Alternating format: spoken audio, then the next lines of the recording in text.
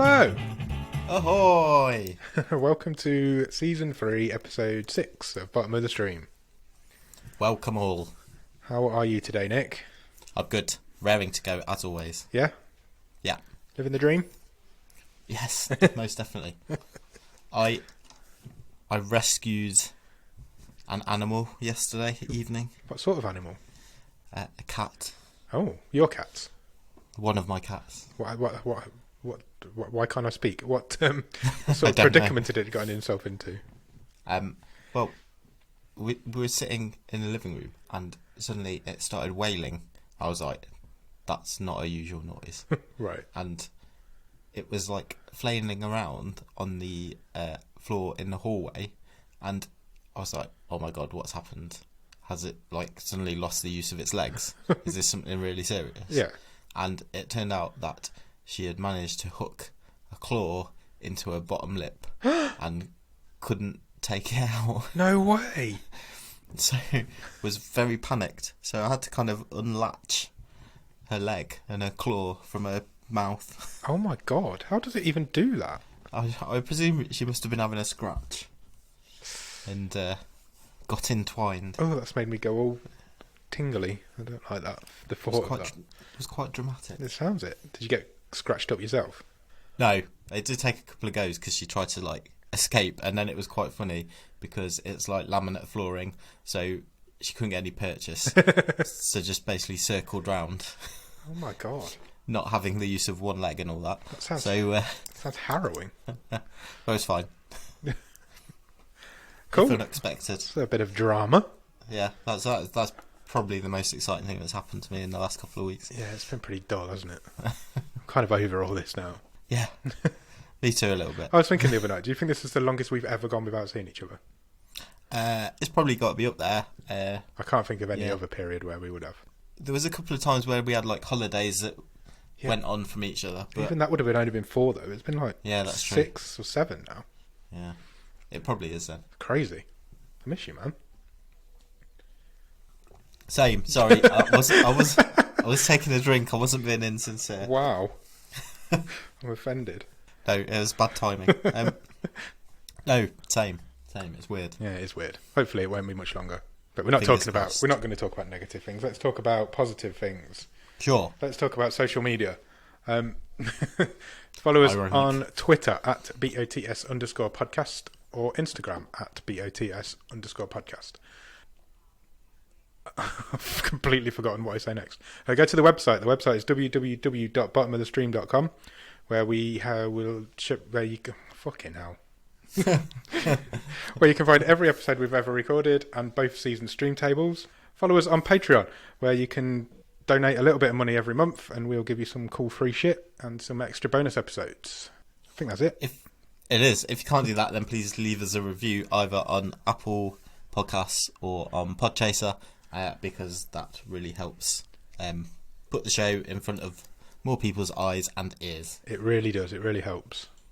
I might leave all that disaster in and just see how. Why not? Show people how shit I actually am. Have you been watching anything good at the top of the stream this week? Yeah. So I've watched more of The Last Dance. Oh right, yeah, this basketball documentary you've been watching. Yep. Because they've released another couple of episodes. So I've watched all of episode 2, episode 3, and some of episode 4, wow. and it is riveting. Really, it's good. Yep. So did the Michael Jordan episode, did the Scottie Pippen episode, and then Dennis Rodman. Man, what a character! No, yeah, I remember him. I nearly met him once. When we were in Vegas, he was doing a signing in a sports shop somewhere, but the queue was too big, so I didn't bother. There's a very funny bit which really made me laugh in the bit I saw this morning. So there's one point where they give Rodman 48 hours off and he goes to Vegas. Yeah. And he doesn't come back in time. So a load of them go to get him. Michael Jordan goes, I'm not going to say who he was in bed with or what state we were in when we knocked on his hotel room door. You know, I'm a gentleman, I don't talk. And then it cuts to Carmen Electra going, yeah. Michael Jordan knocked on the door. Amazing. It was very, very well edited. It was very funny. I will definitely check that out. It sounds really good. Yeah, it is good. It is fascinating. Awesome. Anything else? Yeah, I've watched the whole series I say so. There's only 6 episodes of Afterlife. Oh. Ricky Gervais's sitcom. Wow, I did it as well. I did it all in a day on Sunday. Cool. It's harrowing. It's great. It's great. It really is great, and I think it's possibly better than the first season as well. But oh my god, is it sad? Oh, it is melancholic to say the least. Wow, it nearly destroyed me. I'll tell you, I was in bits. Yeah, it is. It's very emotional, but it's well done. At the same time, it's Gervais hilarious. isn't. Oh yeah, It's so funny. Gervais isn't the best actor. No, not at all. But he does well in this, and importantly, I think his supporting cast are very, very strong. Yeah, definitely, really, really good. It's just a cast Yeah. of really good. They're all like stand-up comics, aren't they? But it is really well acted. Yeah, it is. It is, and yeah, very funny. Yeah, very funny, but blisteringly sad. Yeah, I would recommend it. Yeah, definitely People is. should check it out. It's only half-an-hour episodes. You do 6 in 3 hours. I did it all in a row on Sunday. It's well worth checking out. Yeah. Well, it's number 1 at Netflix at the minute. Oh, is it? Probably for good reason, yeah. I watched Extraction Oh, excellent. on Saturday night, which is the new Chris Hemsworth film, Yeah. created by one of the Russo brothers. Yeah, it's good. If you like action films, then you're going to love it. It's as simple as that. It's non-stop, balls to the wall action all the way through. The guy's like Superman. He's just unbeatable. I could have done with a bit more story. Okay. You know what I mean? I can enjoy an action film, but it gets to the point where there's too much. And a bit like 211 we watched. Yes. It's completely a lot better than that. But you know what I mean? That was all action, no substance, wasn't it? Yeah. And that's probably how I would describe this a little bit. It's really, and the action sequences are amazing. There's one scene that's 11 minutes long that's an action scene and there's no cuts. And it's incredible to watch as a piece of filmmaking. Awesome. Yeah, so I'd recommend it if you're into action films. If you're not, then probably not so much. Is it so? You weren't gripped by the story? No, the story's not great. I'm not gonna Okay. lie. It's a fun, no-brain little action film. You just put it on and watch it on a Saturday night with a pizza and a Magnum. As is your tradition. That's my tradition. Yeah, although I haven't got any Magnums at the minute. Say a big star to lead a Netflix movie, isn't it? Yeah, definitely. It's and to get one of the Russo brothers involved as well. Sure. I think it's the stunt coordinator from Infinity War as well. I think he's like, I don't know if he's the director, but he's definitely like involved in it. Okay. Cool. So yeah, there's a lot of gunfights. Is it like? Is it more violent than say a James Bond? Is it nearer a Jason Bourne? I would say it's probably nearer to a Jason Bourne. Yeah, the guy. It's more like what's that one that Keanu Reeves does? John Wick. John Wick. It's not as violent as a John Wick film. In terms of action, it's like constant, non-stop. Cool. Yeah, it's good. Yeah, I'll check it out. Check it out. Will do. Watched anything else? Yeah, just some random serial killer stuff. Of course, as you do. I think you might have seen this. It's a few years old. BBC thing, I think. Whitechapel. Oh yeah, I used to love Whitechapel. It's a great show. Yeah, never seen it, so we Really? just watched them. Yeah, because again, there's only a few of them. Yeah, there is. Yeah, pretty creepy that stuff. Is that on Netflix? I didn't realise that was on Yeah. Netflix. Yeah. Interesting. Yeah, that is really good. Yeah, I used to really like that. I don't watch a lot Yeah. of British dramas, but No, it was neither. I don't know how that one kind of passed us by though, because we used to like Ripper Street. yeah, And Broadchurch that sort of time. yeah, that sort of time period is really cool. And this is like, obviously it's modern day, but it's all modern day plays on that sort of legend, isn't it? Yeah. So, Awesome. yeah, it's good. I did not know that was on Netflix. So Yeah, it is. Yeah, That's a There good you go. recommendation. Check out Whitechapel, everybody. I started watching Outer Banks. Oh Do you yes, remember we we mentioned it. Briefly last spoke week. about it last week because it was in the charts. It's Yeah. It's a high school drama. I'm not convinced. I've watched 2 episodes. Right. I found myself on my phone quite a lot during the second one. So Remind me of the premise. it's basically set in like I'm gonna die. It's basically set in like a seaside town, and this like surfer dude's dad's gone missing, and he has to his mission is to try and find him.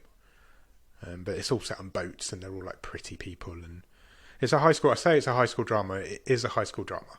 So like the child protection services are after this lad because he's been left on his own because his uncle's gone missing and his dad's gone missing.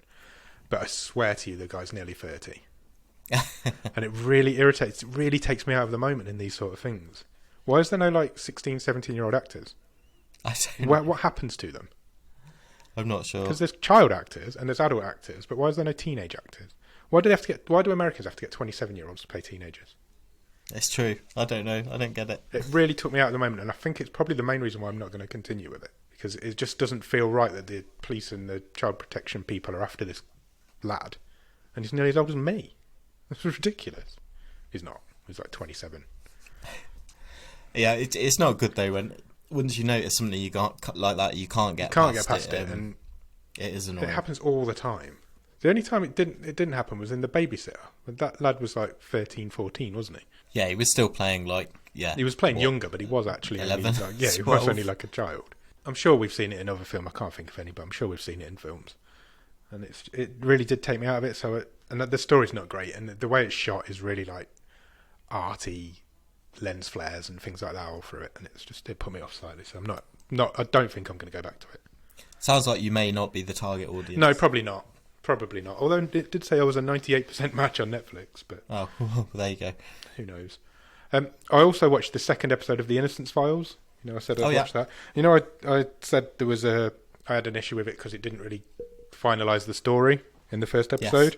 Yes. The second episode carried on, and it ended that story. So whether they're all like 2-episode arcs, I don't know. But okay, that appeals to me more because I assume that you were getting a more, from the way you described it, it was more like a serial type thing where you get really invested and then there's no conclusion. Yeah, but no, there was in the end. It just went over 2 episodes, and that's my fault for probably not reading the synopsis of the second one. But yeah, it was good. I'm going to stick with it. I think I've got 4 more, so cool. I'm going to stick with that. So yeah, check that out, everybody. That's in the charts on Netflix as well. That's it, I think. I don't think I've watched anything else. I'm still watching Lost. Still watching Red Dwarf. Journey continues. Watching shitloads of telly. Because there's nothing else to do. I've got a little bit of Netflix news. Go for it. Just one little piece. They've announced today that they are making a TV show called Social Distance. Strike while the iron's hot, I guess. It's from the creator of Orange is the New Black, Genji Cohen. Yeah. It's a quarantine-themed anthology series for Netflix. This series will be produced entirely remotely with all the cast and crew working from their own homes. It's scripted, and it will be directed by Diego Velasco. And they're doing it as a challenge to see if it can be done, apparently. So she's just sort of knocked it up in the last few weeks? They're in the process of knocking it up now, yeah.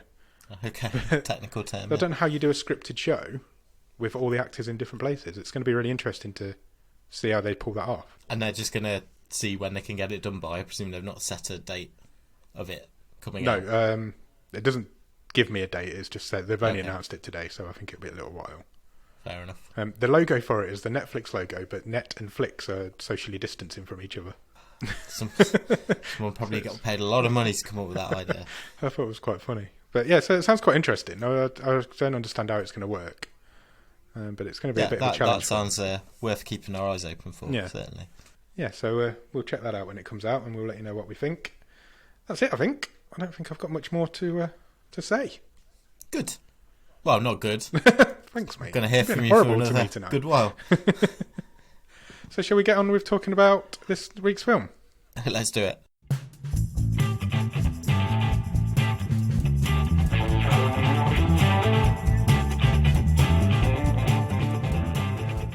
Okay, so this week we watched a film called Peelers.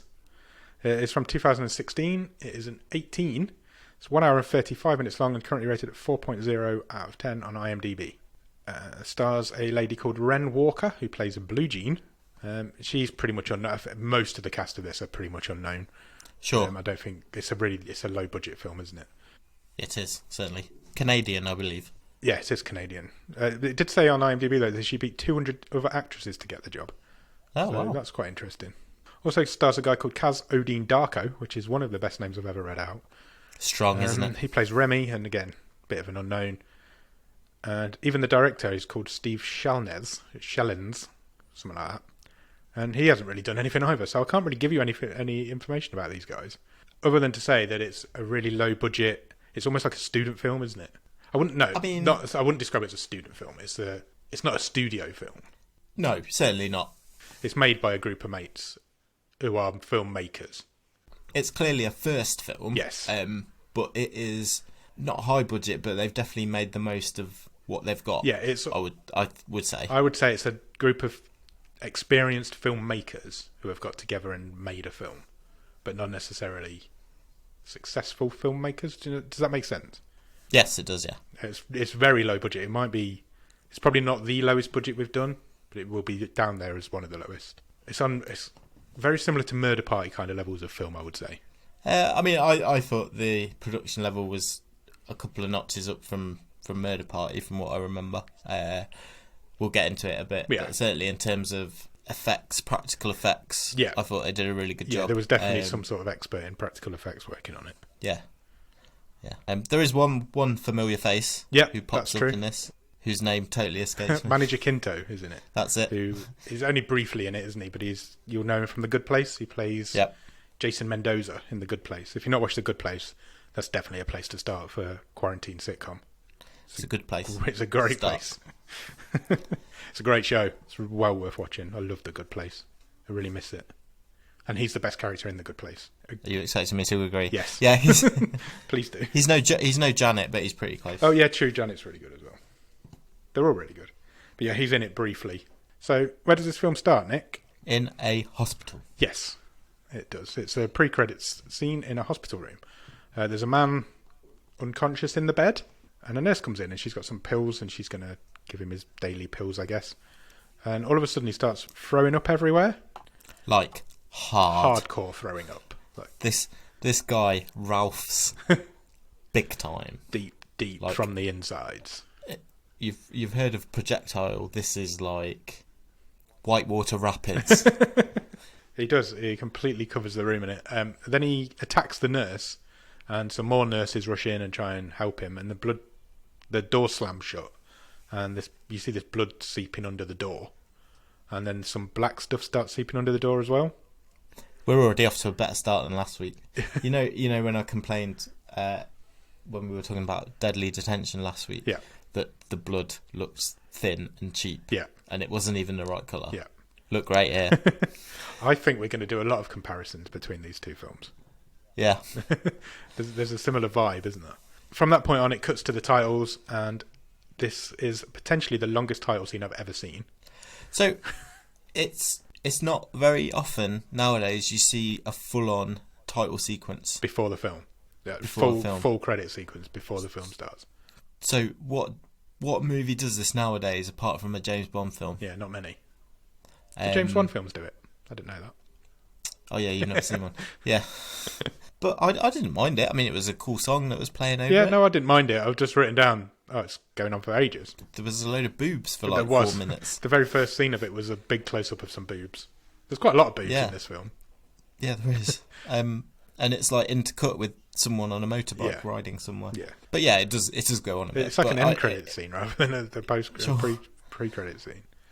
It's something you don't see very much anymore. You know, if my kids are watching like one of the older Disney films or whatever, they always want to fast forward it because you always have all the credits at the start, and it just doesn't happen as much anymore. No, it doesn't. It's pretty rare. I was quite surprised, but it did go on for ages. I was like, this is going on for too long now. So maybe I'm a bit like your kids. I'm impatient. Anyway, we cut from the end credits.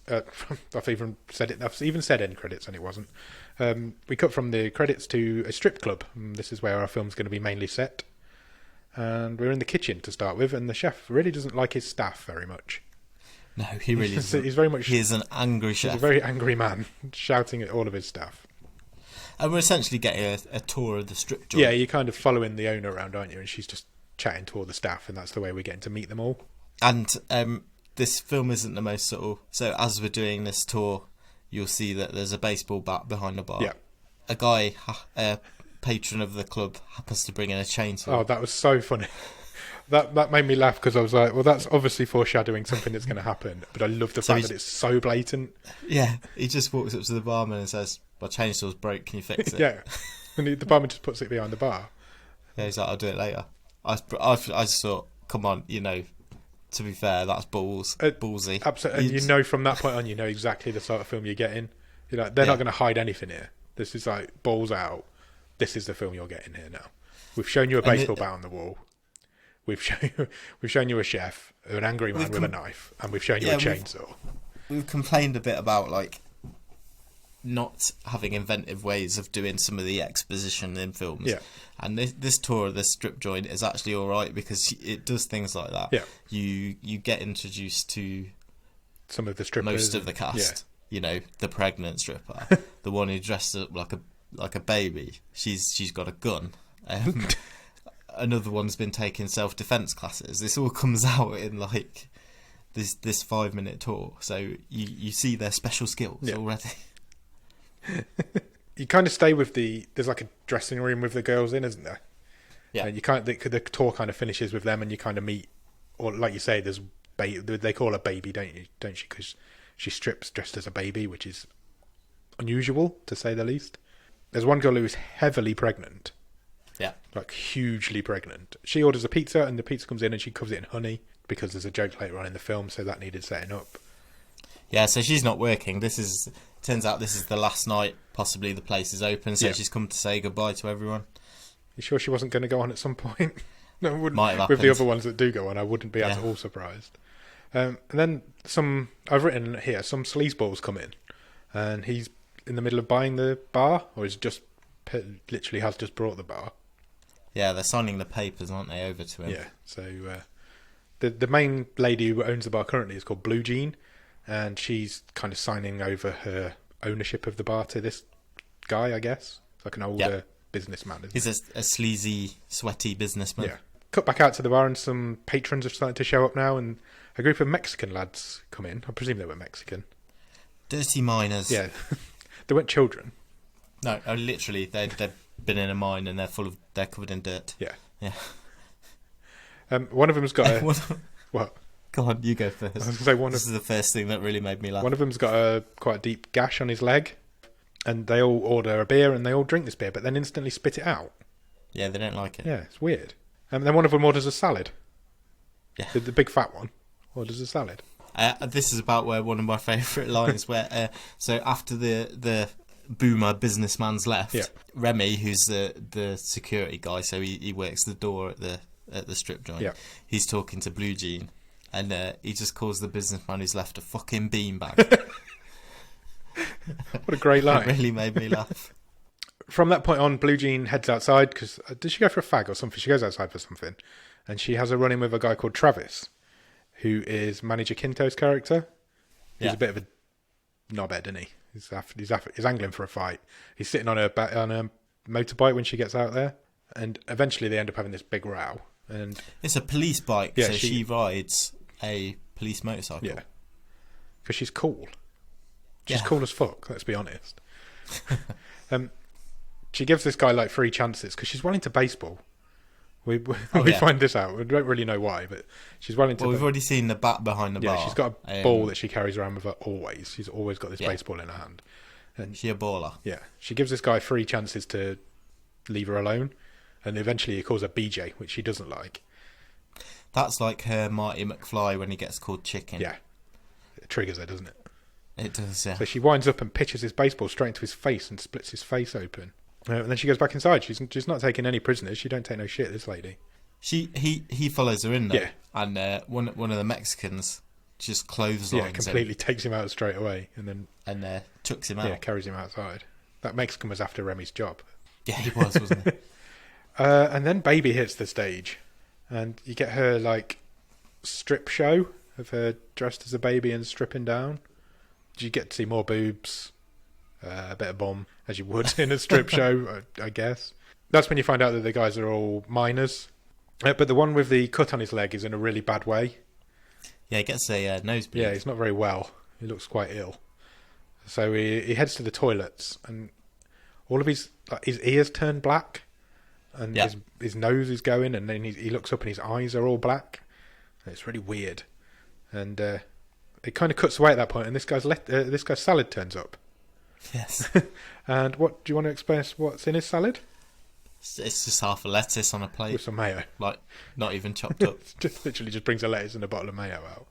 That did make me laugh. I thought, yeah, I know what sort of film I'm getting here. You're getting those sort of like it's from dusk till dawn vibes straight away, isn't it? Yeah, I think that's what they were going for. Same sort of lighting setup in the bar and everything, wasn't there? Cut back to the guy who's in the toilets and he starts throwing up. And again, it's not good, is it? It's violent. There's violent throw up everywhere, but it's deep black. Yeah. And it's everywhere, all over the toilet stall. Then we cut back out to the bar and Baby's just about to finish her act. Yep. So the diaper's off. Yep. Do you want to explain what she does in the finale? I'd love to. So, good, because I don't really want to.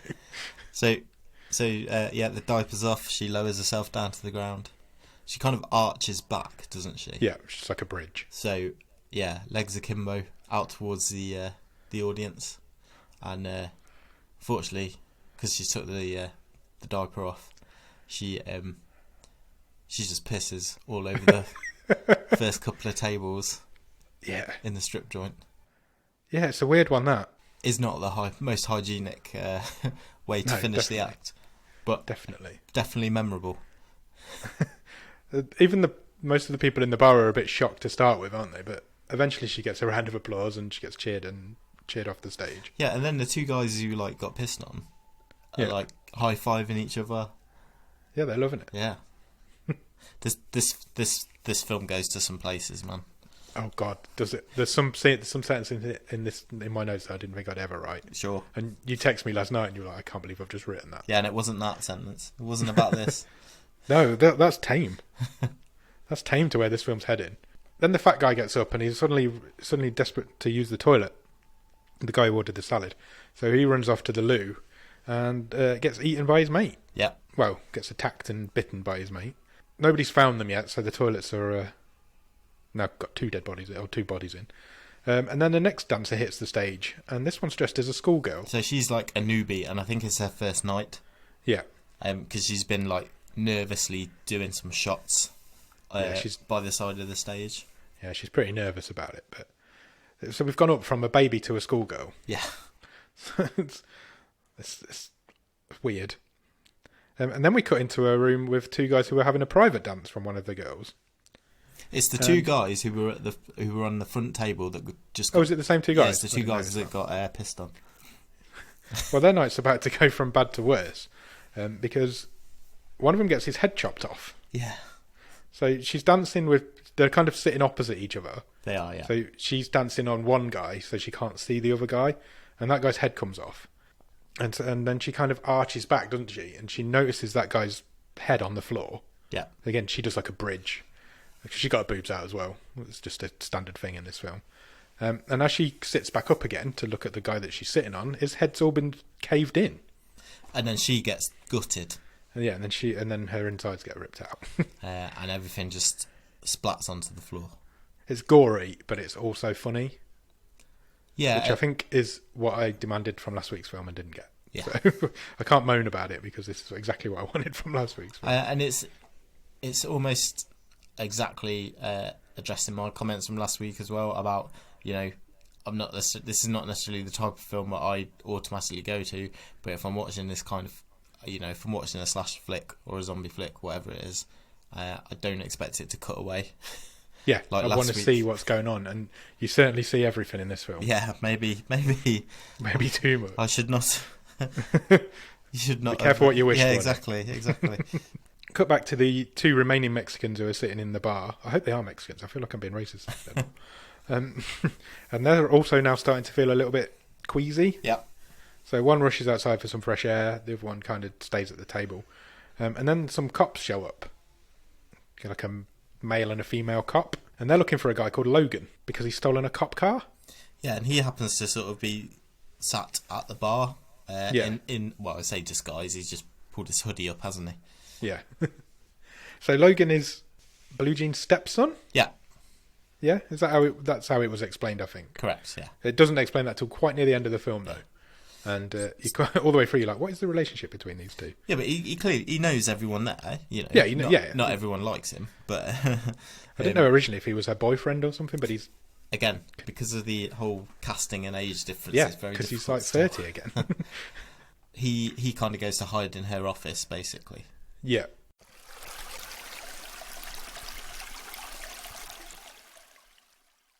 just as this is all kicking off, a guy gets up on the stage and he turns out to be the boyfriend of the lady who's stripping. Yeah.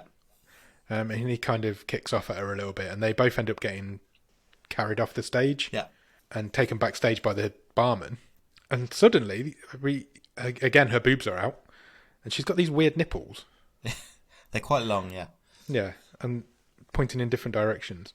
And suddenly, though, they get impaled on like a ram's skull. Is that what it was? It's like an antelope. Yeah, it's got big long horns. So there was a bear, an antelope, and something else like heads mounted on the wall in the strip joint, and suddenly these antelope horns are used as a weapon, and they go right through this lady's boobs. Through her back, out through the nipples. And her boyfriend's neck gets slit by the end of one of them as well. Yeah. Not the nipples, the antlers. And the barman kind of tries to grab the person who's done this. Yeah. But he manages to get away because he's all slippery. So he gets a hand on one of the antlers, and he's got an oily hand when he's it's covered in oil, isn't he? Yeah. What's the barman's name? It's completely Tony. gone out of my head. Tony, that's it. And he gets his hand covered in like an oily substance. So just as Remy and Blue Jean come into the room. Yeah, so they now know that shit's gone down. Something weird is going on in this club. The cops are still there. There's quite a few people in there now. And another stripper enters the stage. Yeah, so she comes onto the stage after Tina was sort of rushed off with her boyfriend. What's this stripper called? Frank. So the character's Frankie. So this is the character who, again, in our tour earlier on, revealed that she'd been taking self-defense lessons, and she's quite a dab hand at some sort of martial art. I don't know which. Yeah. But yeah, she can handle herself. What's her specialist skill? So I want you to tell me her stripper name first, and then I've got something that I want to tell you. Her stripper name is Thundercunt. Yeah. Yeah, that's her stripper name. What do you want to tell me about her? So I had the subtitles on. Oh, really? Whilst I was watching this, not on purpose, but because I just watched it on my iPad, and some of them are quite difficult to hear. I remember when we watched like Small Crimes, and I couldn't hear what he was saying on the phone. I was like, I'm going to stick the subtitles on. So I must have left them on from last week or the week before, and I can't believe I'm going to say this. Do you know what the subtitles say when she's doing her act? I don't want to know. What did they say? What's her act? I don't want to say that either. She kind of bends over and points a microphone at her front area. Yep. And makes some farting noises from it. Yep. This is very uncomfortable. Stop making me uncomfortable. Or as the subtitles on Netflix say, it just says queefing noise. Oh no! Does it really? Yeah, 100%. I'm not lying. Amazing. Yeah, she's a queefer. They've got some unusual strippers in this bar. Yeah, quite the. It's not a normal strip club, is it? Quite the talent roster. Very, very weird. Cut from that. That's just a really out of place scene as well. That's never referenced again. We do see her again. She becomes like a character, but they never talk about what she does. No. It's really weird. It's a really weird scene. Cut back to the bouncer Remy and the barman Tony. They're kind of moving the bodies out from the backstage area now, aren't they? Yeah, they put them in like a... Put them in a pantry. Yeah, put them in like a back room in the kitchen. And we find that somebody's stolen the chef's knife. The knife's gone missing from the chef, and he's not happy again. He's shouting again. So Remy and Blue Jean go out, and they confront the last Mexican miner who's still sitting at his table. Yeah, they're basically like, where are your mates? What's going on? Yeah. And Blue Jean sort of says straight away, "You're down the old mine, aren't you? What did you find?" Yeah, she kind of goes straight in for it. She knows exactly what's going on. Cut to a flashback. We get a bit of a flashback scene. And they're in the mine, and they're coal miners. So this is a coal mine. Yeah. And they're kind of got their pickaxes, a bit like the Seven Dwarfs, and they're bashing at the wall. And one guy hits some like oil, and he gets it all over it. He gets it like on his fingers. And they all have a bit of a touch of it, and decide that they're going to be rich because they've struck oil.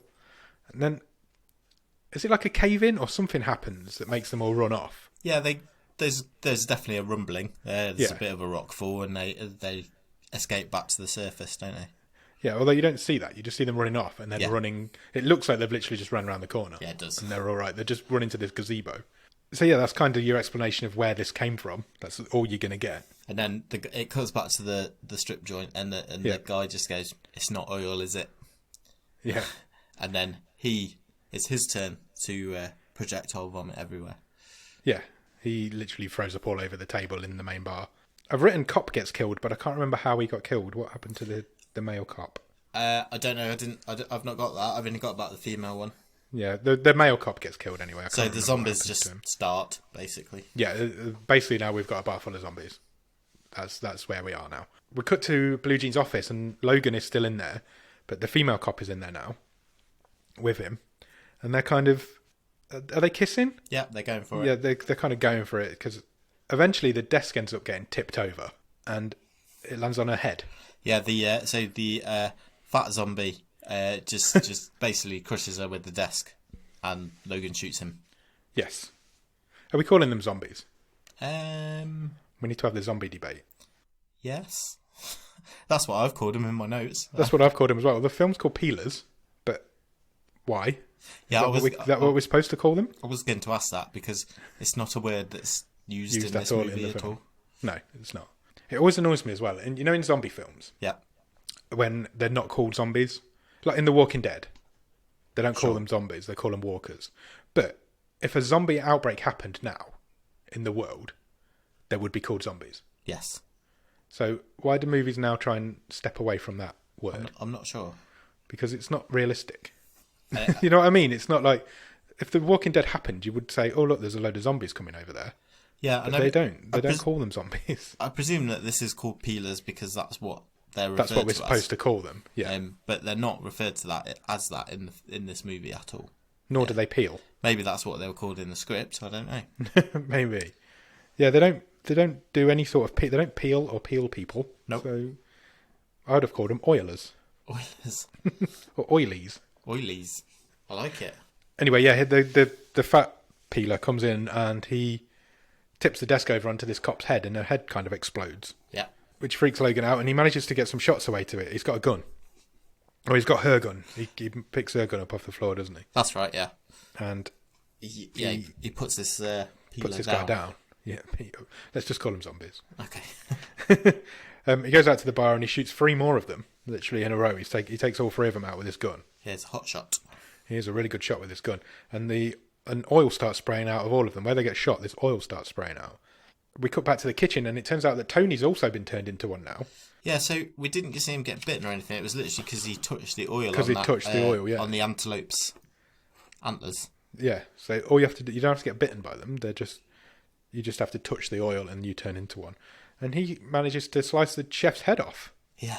But not just like in one foul swoop. He kind of hacks at it, doesn't he? He does, cuts yeah. it, cuts and cuts and cuts it.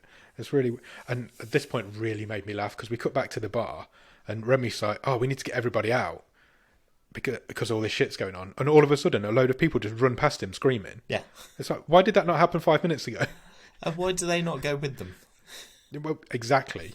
So they do to their credit, these characters' credit, they do a good job quickly of evacuating the strip joint. Yeah. Um, It was just the panic in the people's faces Yeah. as they were running out. I'm sure a load more people ran past them who were in there as well. It really made me laugh. It was like, oh, all of a sudden everybody's panicking. But Blue Jean realises she's forgotten the strippers. So Yeah. they've not evacuated them. They're still back in the They dressing don't know room. what's going on. Yeah. Apparently this room's soundproofed because they've not heard any of the gunshots or anything. She goes into the stripper's room, doesn't she? And the baseball bat's not on the wall anymore. And she's trying to get them all out. And Baby's kind of... Does Baby go back for something? Baby go back. That's really funny. So Blue Jean and Baby and Licorice, who's the pregnant one. Was she called Licorice? Yeah. I don't even want to know what her skill was. Oh, that could have been my question. I didn't realise you wouldn't know that. You've already fucked my question. However, good I've luck. got to try and think of another one now. I can't remember what I was going to say. So they're starting to, move out of the room, and then Baby does go back. She goes back for a gun, I think. Yeah, she does. She goes, yeah, you're right. She's got a gun in her handbag. Just as she does, a zombie walks in, Yep. wielding the baseball bat. Yeah. And what does he do with it? He smashes her tits off. There's a word sentence I never thought I'd hear you say. He does, yeah. He beats her to death with it. Yeah, that's what happens. Yeah. Blue Jean manages to get the baseball bat off him, and then she batters him with it all over his head. And when we cut to the kitchen again, and everybody's dead in the kitchen now, and the chef's head is cooking. Yeah, it's on the grill plate, isn't it? Put it on the hob and turn the hob on, and you see this like sizzling going on. And I've written here, why are they still in this bar? Why have they not run away? All of a sudden, the lights go off, the power goes off, and Remy, who's the bouncer, he gets stabbed through the foot. Yep. By one kind of pinned to the floor, doesn't he? And one of the strippers comes out and shoots the zombie in the head, kind of saves him. Yes, that's Frankie. Frankie saves him. I thought it was Frankie. So, yeah, he's just about to get killed by this zombie, and she comes out and shoots it. Logan's currently being attacked by another one as well. Blue Jean saves him with the bat. Yeah, so Logan's being attacked by a different zombie who's wielding the chainsaw from earlier. Yeah. So yeah, Blue Jean saves him. Yeah. So Blue Jean has now beaten 2 zombies to death in the space of a couple of minutes. Yeah. And she's done really well, considering she's beaten them up with a baseball bat, not to get a single drop of oil on her. No, never once. Not blood, not oil, no nothing. Considering this movie has already established, if you do touch any of this oil, then you will be turned. Yeah. I know it's a real nitpick. But considering everyone else was gushing all over the place, she did very well to remain spotless. Yeah, she didn't get any on her at all. So at this point, all the zombies are down. All of our main characters are okay. And they're standing right by the door. Sure. They literally couldn't be any closer to the door to the club. I mean, Remy's stuck to the floor, to be fair. That is true. That is also true. Via a knife through the foot. They suddenly remember that they haven't seen Tony, the barman, for quite a while.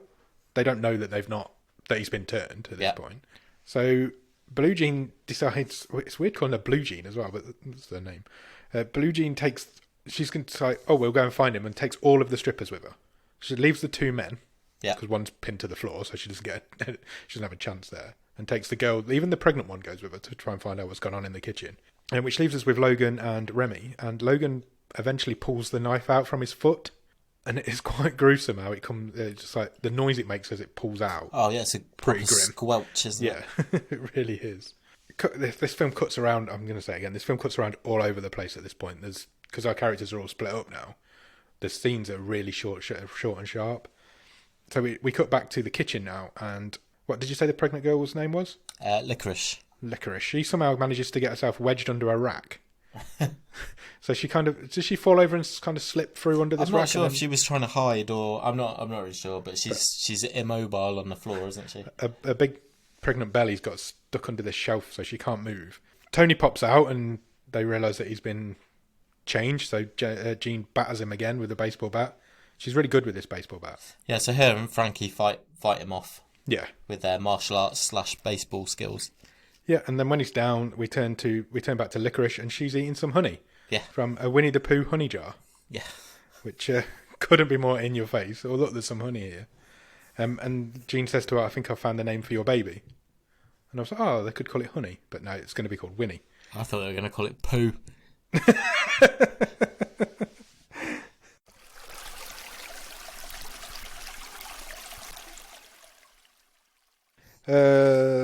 Remy, we're back with Remy now. He hits one of the zombies with the broken chainsaw, just kind of throws it at him because he can't get it started. No.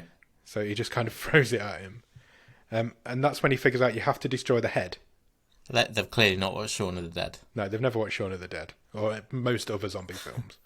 Cut back to the kitchen, and they both decide, they all get some weapons, but then all of the remaining zombies get up. All of the zombies get up. Even the ones that have been shot in the head. Yeah. They find quite the stash of weapons in the chef's cupboard, don't they? I was definitely going to say that. There's like a crossbow and all sorts. Yeah, there's a crossbow, 2 shotguns, and a whip, randomly. Because Logan ends up with a whip, doesn't he? Yeah. Unfortunately, we lose Frankie at this point. She gets impaled on a stick that Tony's wielding because he's got up as well.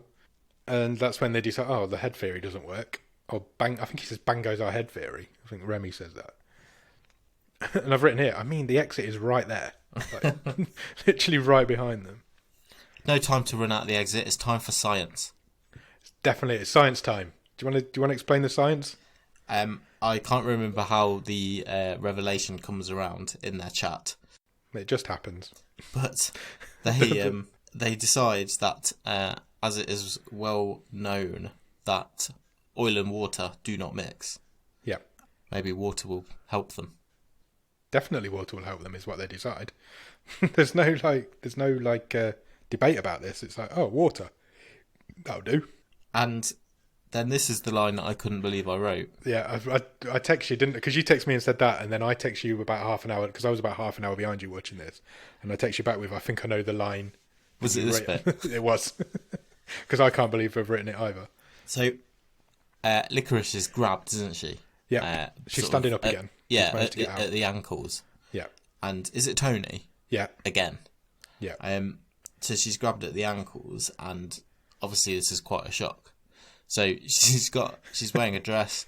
The zombies, Tony is underneath her. She's grabbed. Like I say, it's a surprise. It causes her waters to break, and they descend onto the zombie's face and melt it off. Yeah. So that proves their water fear. When I saw that, I was like, I can't believe how far this film's prepared to go. It's really, I can't believe it's gone there, and it did go there. Death by amniotic fluid. Yes. How about it literally that? went all over its face. Yeah. He's kind of looking up, wasn't he? And I was just like, wow, absolutely wow. I mean, you couldn't have a more flip side of the coin to last week's. It was afraid to do anything. Yeah. Movie. Yeah. Whereas this was just, fuck it. We'll Fuck do it all. Literally no rules. No rule. We're just going to go for it. So you'd think, well, that's simple. You're in a bar. Water should be easy to get hold of. You're easily going to win this battle now. It's just water everywhere, surely. Unfortunately, the water's been disconnected. It's past midnight. It's 10 past midnight. She doesn't own the bar anymore. And so the water and the electricity are both cut off. The electricity that went off earlier goes off again. They decide, well, they haven't got any water, so we'll use some beer. Beer. Because water, there's like a big science thing about how beer's 90% water or something like that. And they talk about molecules in the body and all sorts, don't they? They're proper sciencey on it. Yeah, because Remy's like, I learned it at bartending school. So yeah, they decide they need to get some beer. Remy and Blue Jean leaving Logan with the pregnant, because we've only got 4 characters left now. Yeah. So they leave Logan and Licorice together. And Remy and Blue Jean go out into the bar to try and get some beer. And Logan and Licorice have a bit of a moment, because she says to him, if I wasn't about to burst, I'd fuck you right now. Yeah. Which I wasn't expecting. Sexy, hey? Yeah, very sexy. Jean and Remy stumble into the... Go on. No, I was just going to say, they have that chat, and that's where it all comes out about that Blue Jean is Logan's stepmom. Yeah, that's where you find out. And that both Logan's dad and Blue Jean were cops. Used to be cops, yeah. Yeah. Because that's relevant later on, I guess. Yeah, sort of. Almost. Blue Jean and Remy find the private dance room now. Yeah. Where these people got killed earlier. That zombie's been stuck in there since. Yeah, that zombie's been in there the whole time, I think. And she smashes a beer bottle over its head, and it goes down. So we know now that beer does kill it as well as water. Is this? Yeah, this is the point where they go out into the main bar area, don't they? Yeah. So they take one out at the bar. Yeah. Between them, so Blue Jean takes the top off a beer tap. Yeah. And that takes out one. Yeah, because it sprays literally perfectly at this zombie. Yeah. She whacks this beer tap with a baseball bat. That's total money shot. I'm pretty sure there's no liquid running through the handle of a beer tap either. And it was definitely CGI. Yeah. It wasn't real water that was spraying, or real beer that was spraying out. But it hits him this zombie right in the face, so another one goes down. Yeah, but unfortunately for Remy, yeah, another zombie across the room turns out is amazing at throwing knives. Yeah. Because it throws one right in his neck. Right in his neck. It gets him, doesn't it? Perfectly. I don't know where it got the throwing knives from. No, nor me. But hey ho, it got one. So he's about to die, and Blue Jean decides this is the point in his life now that I'm going to kiss him. Because he was clearly in love with her. He says, I love you, yeah. Yeah, basically. and it was obvious all the way through the film that he was in love with her. So she gives him a bit of a kiss. And then he dies. Then we go baseball again. Yeah. Because she's not just a hitter, she can pitch as well. She can. And she finds a baseball cap from somewhere. It's behind a bar. Yeah, so she puts that on. And she kind of adjusts it. And it goes into like slow-mo, doesn't it? And she's like winding up as a baseball pitcher. She pitches this ball right into this zombie's face. But at the same time, the zombie's throwing another throwing knife at her. Yeah. And I was like, oh, they're going to like... The ball and the knife are going to hit in midair. Yeah. That's not what happened. That's not what happened. That would have been cool. Yeah. But it's not what happened. So, yeah, the knife kind of grazes her face as it goes past. But the zombie gets the ball right in the face. And so she goes over and she pours some beer on it. She got like a pitcher, hasn't she? Yeah. And its head completely melts off. You just see this black stain on the floor. At this point, the new owner turns up. The sleazeball that we met earlier on. And he becomes a bit of Captain Exposition, doesn't he? Your favourite? Oh, bloody hell, yeah. This is like so shoehorned in. So he knows of the oil. Yes, he knows all about what's going on. There's the reason he's brought the bar. Not only does he know of the oil, he knows that it is like weird virus oil. Yeah, evil oil. And yeah, he then proceeds to like mansplain to Blue Jean. He does, that, yeah. You know, it's worth the risk. It's the humans that are the virus. He gives that old speech, doesn't he? He does, yeah. He says he knew there'd be casualties. They're unfortunate but necessary. He described it as the best crude oil the world's ever seen. It's just basically bullshit about, well, we need to give some explanation, so we'll bring this guy in. Sure. Meanwhile, cut back to Licorice and Logan, and she's now fully in labour. Yeah. She is having this baby, and Logan's now going to deliver it. That's going to be his job for the rest of the film. Cut back to Blue Jean. She tells him, you've got to shut it down. It's a biological weapon. And he says it's sent by nature, and it's the survival of the fittest. And then he calls her BJ. Suddenly, oil starts coming out of his nose. The look in his face is like pure panic, isn't it? He knows that the game's up. But then he knows even more that the game's up because the chainsaw runs right through the middle of him. Yeah, he gets chopped up by a zombie. A zombie, yeah. I thought Remy had come back to life, but he hadn't. It was a zombie. I thought that's what horror films do, isn't it? They like bring the main characters back, even though they're dead. I think that's... Yeah, I'm not sure this film did a great job of, like... I'm not sure I really like the design of, like, the zombies or whatever you call them, because it was really hard to tell, like, were they just the Mexican guys and Tony, or was it... Like, because there was only 4 of those guys. Yeah, I think there was. They kept coming back, but it was just hard to tell who was doing a lot of this killing at times. Yeah, I think it was inside the bar. I think it was definitely just the 4 of them and Tony. I don't think there was any more. But anyway, the one that kills the new owner, kind of grabs her by the throat, and this is where we find out that Blue Jean's got knife shoes. Oh yeah. Well, we already knew that they were bottle opening shoes. Yeah, she opened a bottle with them earlier, but they've also got knives in the front. So she stabs it, and as it tumbles away, she kind of smacks it with a bat again. This bat's gone through shit. Bat's taken so many people out. And then the baby's born. Logan successfully delivers this baby out of nowhere really quickly, because she only went into labour like 5 minutes ago. And it's a girl. At this point, the lights that went out earlier go out again, so this is the 3rd power cut we've had now. Someone does mention a backup generator at some point, to be fair. It just made me laugh. I was like, oh no, the power's gone out. Oh no, the power's gone out. Oh no, the power's gone out. Like 3 times. Unfortunately, as the lights go out, Licorice gets ripped to pieces by by one of the zombies, just after she's had the baby. Yeah, Logan's still got the baby in his hands. Yeah. And, yeah. Do you want to talk about the next shot? So, well, actually, not quite the next shot. So Logan manages to kill the zombie. Yeah, he sprays it with beer. Yeah. While still holding the baby, which is impressive. So he's taking care of that one. And do you want to explain the next? This I'm was not sure next... I can. I can't believe I've seen this. Is this where he gives her the baby back? Yeah, but the camera sort of pans up, doesn't it? Yeah, and she's just half of her. So it pans up from the floor. Yeah. And then just a churning, beating, pulpy red mass, which were her legs and lower body. Yeah. I guess. She's not dead. No. She's alive, but there's only half of her left on the floor. From abdomen upwards, she's fine. But there's no bottom half of her body. So he gives her the baby to hold, and then she dies. Yeah. So he takes the baby back. Oh my god, this is on like await further instructions levels at this point. This bit really made me laugh as well because he spots a petrol can, but it's like it's in a spotlight. Yeah. It's literally like, "Ma!" and this light lights up this petrol can, and it's like he suddenly has this amazing, like, why there's a petrol can in the kitchen, nobody knows, but it's there, and it's just like it's on the wall, lit up by like a halo of light. It really made me laugh. We cut to outside now, and Travis is back. Yeah. So Manager Kinto's character. Yeah, Blue Jeans heard the bike revving Yeah. just after she's took care of the zombie. So she's like, that's not good. So she goes outside and there is the Good Place zombie. Yeah, because now he's a zombie as well, and he's sitting on her motorbike. He constantly repeats BJ over and over again. Yeah. About 40 times. Just like, BJ, BJ. And she is not happy at all, but he rides the bike at her.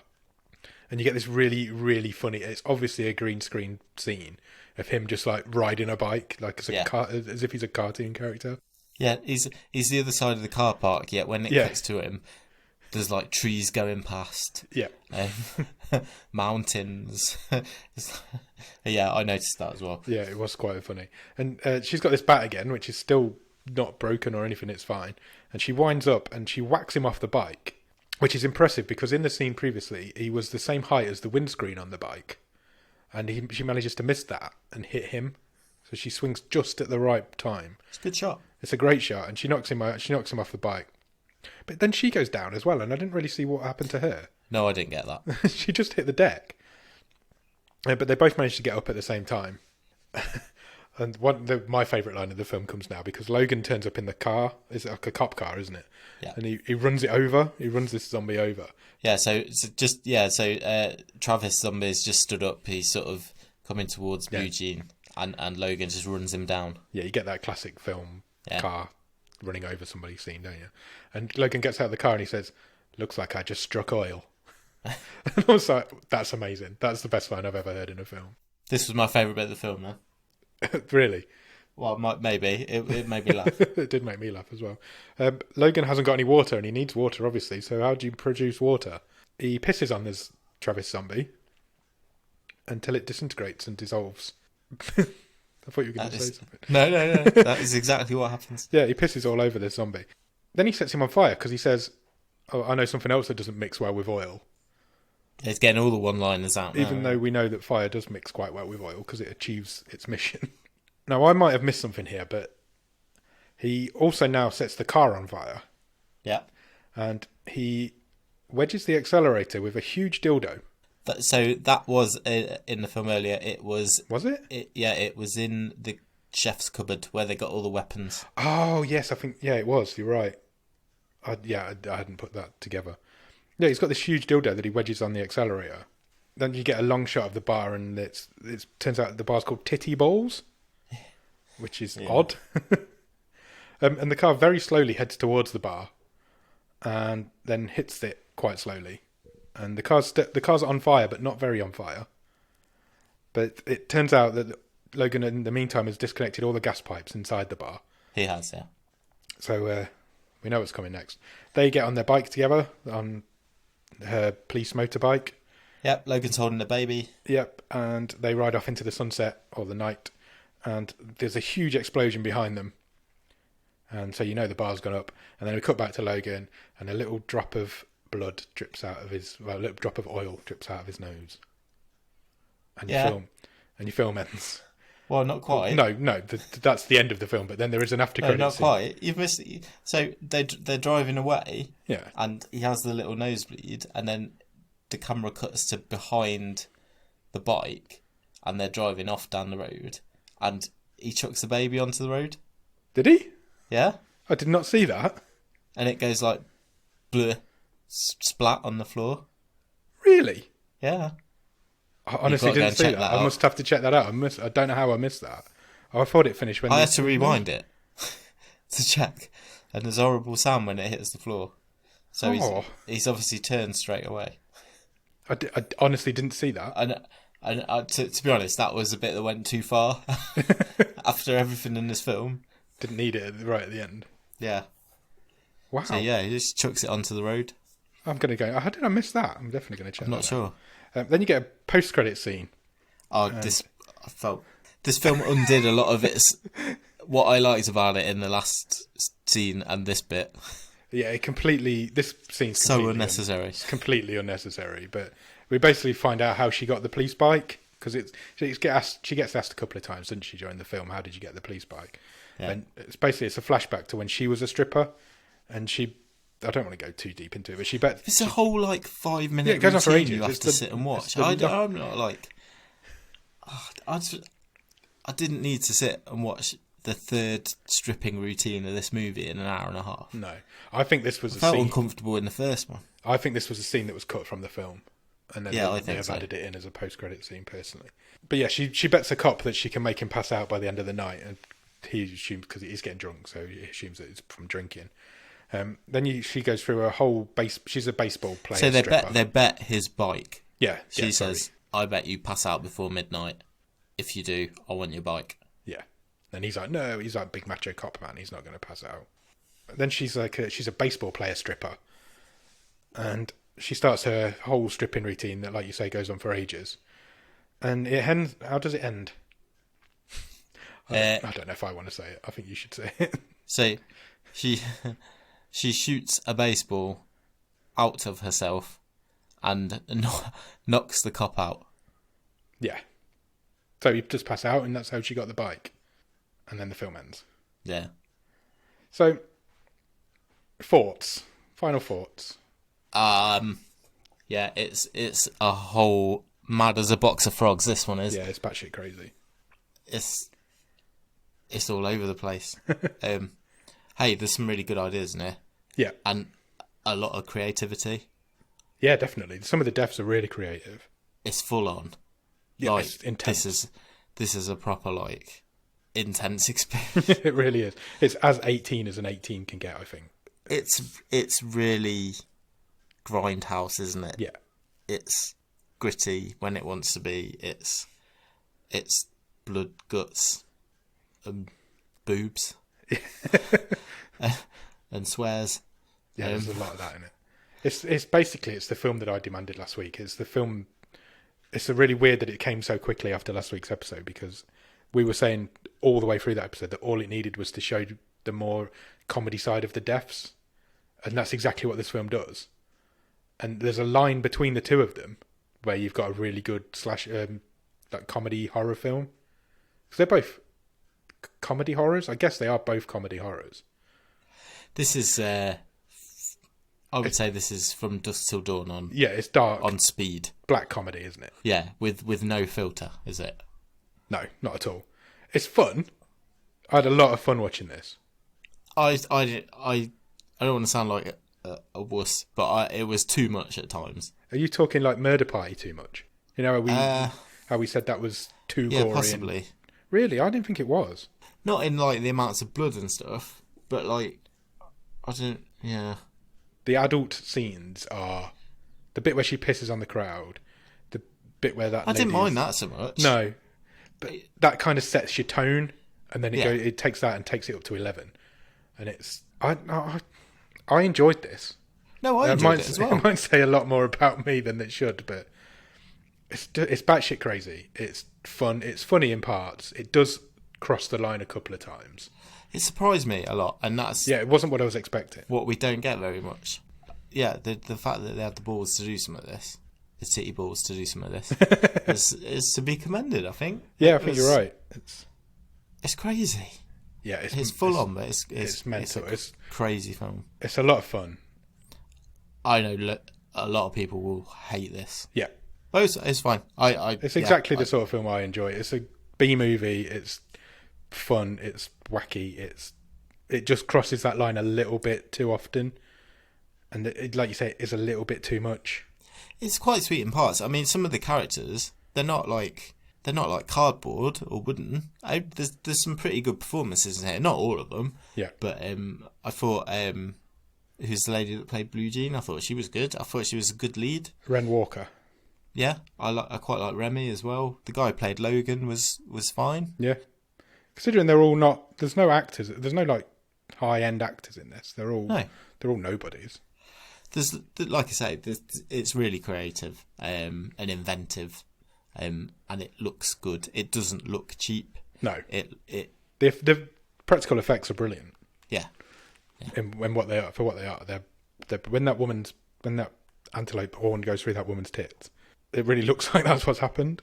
You've got to compare it to last week's film, and this is the film that we wanted from last week's film, although probably a little bit too far. So we can't say we didn't like last week's film, and then it kind of means we've got to like this one. You know what I mean? It's like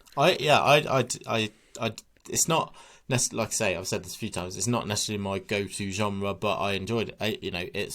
It's fun. It's pretty intense, but it's cool. Yeah, it's cool. That's a great word for it. It's cool. And it's got some.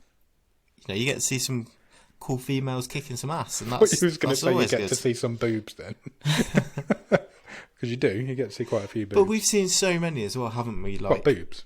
No, let me finish. Sorry. We've seen so many, which has surprised me. I don't know. We've watched films from a number of years on this show, not necessarily all recent ones. Yeah. But it has surprised me how many times we've seen still that whole like damsel in distress thing. Yeah.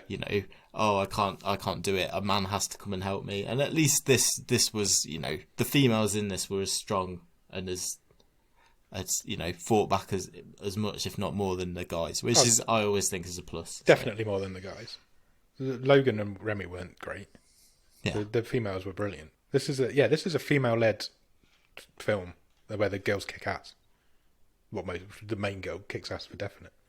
What's the it did have a lot of similarities for me to what's the one that Tarantino and Robert Rodriguez did? Is it Planet Terror? Planet Terror, yeah.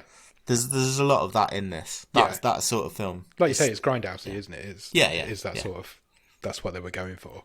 Yeah. So if you like them sort of films, Tarantino's a great show. If you like Tarantino films, then there's something here for you. Yeah, that's not a bad shout, actually. Cool. Shall we move on to the trivia section? Yeah, let's do it. You fucked my question over, but what was it? What was it going to be? What was the name of the stripper?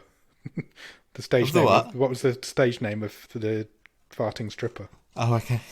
And then you made me say it. I tried to avoid it, and you still made me say it. So you go first while I try and think of another one. Okay. I've got a good one, but I think it's really difficult. Oh, great. So I don't think I'm going to go with that. I'm going to go with my reserve. Right, okay. So can you tell me... So when Blue Jean is behind the bar and she puts a baseball cap on, which presumes a team baseball cap, what does it say on the cap? I don't know. I know it was red. Yeah. I mean, she's only wearing it for like the last 20 minutes of the movie. I thought I was giving you an easy one. That's not in my head. It's never. To be fair to you, it's never mentioned. Is it like a team name? You'd think, wouldn't you? Yeah, I don't know. It's not there. I don't know. I presume it's her nickname because it's not a team name. So it says Roadkill. Oh, does it? Yeah. Maybe that's a reference. Isn't that a Grindhouse film as well? I'm not sure. I'm gonna have to give you an easy one because it's the only thing I can think of. Okay. Most of the way through this film, she's wearing a necklace with some initials on. What are the letters on the necklace? She hands it to Logan at one point just before. I've got no idea. Oh, really? Yeah. I thought you'd know that. I didn't take that in. I'm presuming it's Logan's dad's initials. Presumably. But I don't know what they are. Do you want to have a guess? I think he was also an L. But something is telling me his dad was called something beginning with L. So I will go LJ. Oh, it was LM. Oh. I don't know why. It doesn't. She never actually explains what it is. She hands it to Logan as if it's some sort of family heirloom or something. I'm sure his dad does get name checked, and it is. I can't remember what it is, but something makes me think it did begin with an. Apparently, there's a scene I've just read on IMDb's trivia. There's a scene afterwards where she was wearing it after she'd given it to him, so they actually used CGI to paint it out. So apparently, you can't tell at all. So that's quite good. So we both didn't get any answers again. So is that still 2-2? Yes, it is. After 6 now? 6 now. Wow, we're flying through this lockdown season. I know. When was the last time we recorded together? That was Botskers, wasn't it? Yeah, literally this Wow. whole season's going to be, well, hopefully not the whole season, but so far the whole season has been. Yeah, the Botskers I think that was the last time I saw you as well. Well, it must have been, yeah. It probably was. So that's like 7 weeks ago. Yeah. Crazy, crazy times. Should we talk about the stream table? Yeah, let's.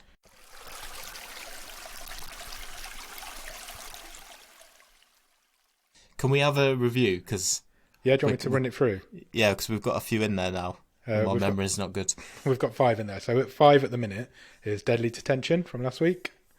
Number 4 is Ark. Number 3 is Take Me. Number 2 is First Match. And number 1 is Bad Day for the Cut. I think we're going to argue now. I think you might be surprised. Really? Give me a number. 3. Okay. I was not expecting you to say that. I'm not going to lie. Because I was going to say 4, but Okay. You thought I was going to go the I other thought way. you were going to go the other way. I thought you were going to go like between Ark and Deadly Detention. I'm happy to put it in third. If you think it's better than Take Me. Do you want me to show my working? Yeah. So, yeah, obviously it's better than Deadly Detention. 100%. I thought you were really harsh on Ark. I thought it was fine. I was in a bad place that week, I think. I still think Ark is better than Take Me in terms of movies I've enjoyed this series. Yeah, well, I wish it was better than you thought last season, in the first season. So. Well, no, but there we go. The sheer inventiveness and balls of this Titty one. balls. Yeah, I'm going to remember this film for a long, long time. Yeah. And I'm not sure I can say that about Take Me. That's fair. That is fair. This film's not going anywhere in my mind. This film's going to be in my brain forever. Yeah, it's certainly memorable. It certainly is. For better or worse.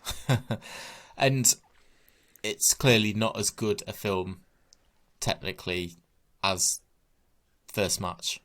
No. Or Bad Day for the Cut. Bad Day for the Cut. No, those two deserve to be in 1 and 2 at the minute. For definite. Yeah. It's open season with the rest of them. Yeah, that's fine. I'm happy to put it in third. I was expecting it to go lower than that, so I'm happy with that. Let's put it there. Done deal. Done deal. Wow, third. Who'd have thought it? Peelers at number 3 in the stream table. That just leaves us to pick next week's film. Let me open my app. What are you hoping for this week? What are you after? I've not asked you this before. Obviously, I'm happy with whatever the randomizer. Oh yeah, of course. Yeah, you're getting whatever it gives you anyway. But I think I could do without a third horror in a row, to be honest. Yeah, agreed. Maybe a comedy. Yeah, we've not done a comedy for a while. We've not done something stupid for a while. What do you mean? Well, just something brainless. Okay, well I'm going to press the button and let's see what it picks. Oh, it's picked Deadly Detention. Need to take that off the list. It's fixed. It has picked a film called Band of Robbers. Okay, sounds crimey. Oh, interesting. Do you want to know the synopsis? Yes, please. Tom Sawyer and Huck Finn are grown men still searching for the hidden treasures that had eluded them since childhood. Ooh. A comedic adventure that reimagines Mark Twain's iconic literary characters of Huckleberry Finn and Tom Sawyer as grown men in the current day. Very similar to this week's movie, by the sounds of it. Sounds it, doesn't it? Yeah. I'm sure there's going to be loads of babies born on zombies' faces and all sorts. Oh, don't. Just having a quick look through the cast list, see if I recognise anybody. I don't. No. So yeah, go out and watch Band of Robbers, and we'll come back next week and we'll talk to you. Let's do it. Cheers. Thank you. Bye.